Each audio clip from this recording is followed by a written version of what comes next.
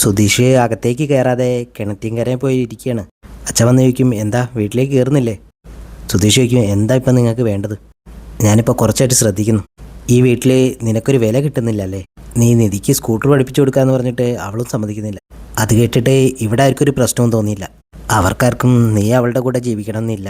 എരുതിയിലെ എണ്ണ എന്ന് പറയുന്ന പോലെ അച്ഛൻ ഓരോന്ന് പറഞ്ഞ് സുധിയെ മോപ്പിക്കും. സുധിക്ക് ദേഷ്യം വരും. സുധി വെറുതെ നിങ്ങളായിട്ട് വെറുതെ കഥയൊന്നും ഉണ്ടാക്കാൻ നിൽക്കണ്ട. അച്ഛൻ പറയും, നിന്റെ ചേട്ടൻ നീ വരാതെ ഭക്ഷണം കഴിക്കായിരുന്നു. ഇപ്പം നോക്ക്, നീ വന്നാൽ എന്ത് വന്നില്ലെങ്കിൽ എന്ത്, വന്ന് വന്ന് നിൻ്റെ എൻ്റെ അവസ്ഥ ഒരുപോലെ ആയി എന്ന് പറയാല്ലേ. പോരാത്തതിന് നിൻ്റെ ജോലിയും പോയി. നിൻ്റെ ഭാര്യയ്ക്ക് നിന്നോടുള്ള ആറ്റിറ്റ്യൂഡും കണക്കാം. അതിനിപ്പോൾ നിൻ്റെ ഭാര്യയാണെന്ന് ചോദിച്ചാൽ നിനക്ക് വല്ല ഉറപ്പുണ്ടോ? അല്ല, അങ്ങനെയാണല്ലോ നിൻ്റെ ജീവിതം. നിൻ്റെ അവസ്ഥ കാണുമ്പോൾ എനിക്ക് ശരിക്കും പാവം തോന്നുന്നുണ്ട് സുധീഷേ. സുധീഷിന് ദേഷ്യം വരും. സുധീഷ് വരും, പുറത്ത് സമാധാനം കിട്ടാഞ്ഞിട്ടാണ് ഇങ്ങോട്ട് വന്നത്. അപ്പോൾ അതിനേക്കാളും വലിയ വള്ളിയാണല്ലോ ഇവിടെ. അച്ഛൻ പറയും, പേടിക്കേണ്ട സുധീഷേ, വീടിൻ്റെ ഒരു സൈഡിൽ ഞാൻ കട്ടിലിട്ട് കിടക്കുന്ന പോലെ ഒരു സൈഡിൽ നീയും കട്ടിലിട്ട് കിടന്നോ. അകത്തേക്ക് ഏതായാലും ആ കുട്ടി നിന്നെ കയറ്റില്ല. അപ്പോൾ കുറച്ചുകൂടി വിശാലമായ സൗകര്യത്തിൽ കിടന്നുറങ്ങുന്നതല്ലേ നല്ലത്. സുധി ദേഷ്യം പിടിച്ച് അവിടുന്ന് പോവാണ്.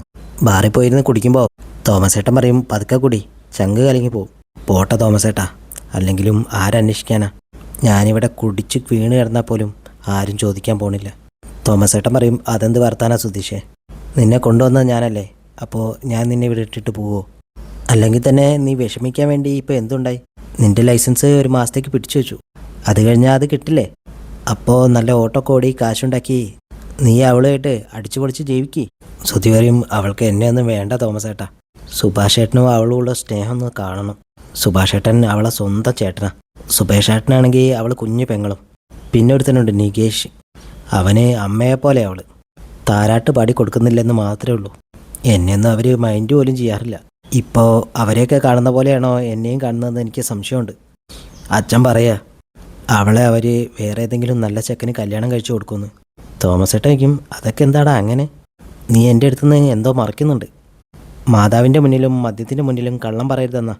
സുധീഷ് സത്യം പറയും, ഞങ്ങളുടെ ഇടയിൽ നടന്നത് ശരിക്കുള്ള കല്യാണമല്ല, എനിക്ക് മാത്രമായിരുന്നു അതൊരു കല്യാണം. കഥകളൊക്കെ കേട്ട് കഴിഞ്ഞിട്ട് തോമസേട്ടൻ ചോദിക്കും, ഇങ്ങനെയൊക്കെ ആയിട്ട് നീ എന്താ എന്നോട് പറയാതിരുന്നത്? ഞാൻ കരുതിയത് നിങ്ങൾ വളരെ സന്തോഷത്തിൽ ജീവിക്കുകയെന്നാ. പോലീസ് സ്റ്റേഷനിൽ വന്നപ്പോൾ ആ കുട്ടിയുടെ സങ്കടം കണ്ടപ്പോൾ എനിക്ക് എന്നെ വിഷമമായിപ്പോയി. സുധി പറയും, ഞാൻ അവളുമായിട്ട് അടുക്കാൻ ഒരുപാട് ശ്രമിച്ചിട്ടുണ്ട്. അടുത്ത് വരുമ്പോഴേക്കും അവൾ പിന്നെ അകന്നു പോകും. അവൾക്ക് വേണ്ടിയിട്ടേ ഞാൻ സ്കൂട്ടർ വാങ്ങിച്ചു.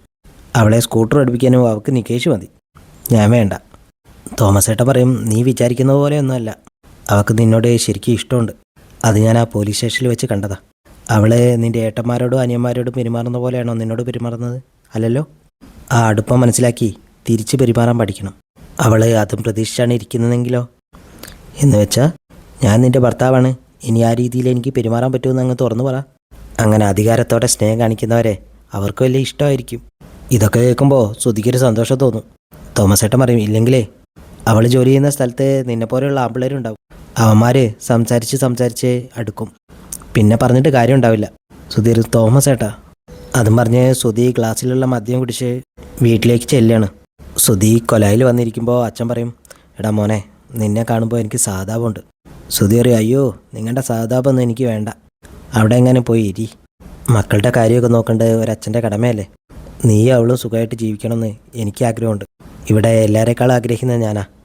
മറ്റവർക്കൊക്കെ ഒരു കൂടപ്പറപ്പിനെ കിട്ടിയ പോലെ. അവർക്ക് നിങ്ങളൊന്നിച്ചില്ലെങ്കിലും കുഴപ്പമൊന്നുമില്ല. ഇവിടെ മൊത്തത്തിലൊരു സന്തോഷമൊക്കെ ഉണ്ട്. പക്ഷേ നിൻ്റെ ജീവിതം ടോട്ടലി വേസ്റ്റ്. സുധിക്ക് എന്തിനാ എപ്പോഴും ഇത് തന്നെ പറയുന്നത്? അതറിയാവുന്നതുകൊണ്ടല്ലേ ഞാൻ ഇങ്ങനെ ആയത്. അച്ഛൻ സുധിയെ ഉപദേശിക്കുകയാണ്, എടാ മോനെ, ഈ നാട്ടിലെ എല്ലാവരും കല്യാണം കഴിക്കുന്നത് പരസ്പരം ഇഷ്ടപ്പെട്ടിട്ടാണോ? അല്ലല്ലോ. കല്യാണമൊക്കെ കഴിഞ്ഞ് കുട്ടികളൊക്കെ ആകുമ്പോൾ അവർക്ക് തന്നെ പിരിയാൻ പറ്റാത്ത അവസ്ഥയാവും. ശരിക്കും പറഞ്ഞാൽ ഒരു 50 വയസ്സിന് ശേഷം അവർ പരസ്പരം അടുത്തറിയുന്നത്. അവർക്ക് അങ്ങോട്ടും ഇങ്ങോട്ടുമൊക്കെ മനസ്സിലാക്കാൻ അത്രയും സമയമെടുക്കും. ഞാൻ പറയാനുള്ളത് പറഞ്ഞു, ഇനി നിൻ്റെ ഇഷ്ടം. അച്ഛൻ അതും പറഞ്ഞ് പോവും. സുധി അവിടുന്ന് എണീറ്റിട്ട് നേരെ നിധിയുടെ റൂമിൻ്റെ അടുത്തേക്ക് പോവുകയാണ്.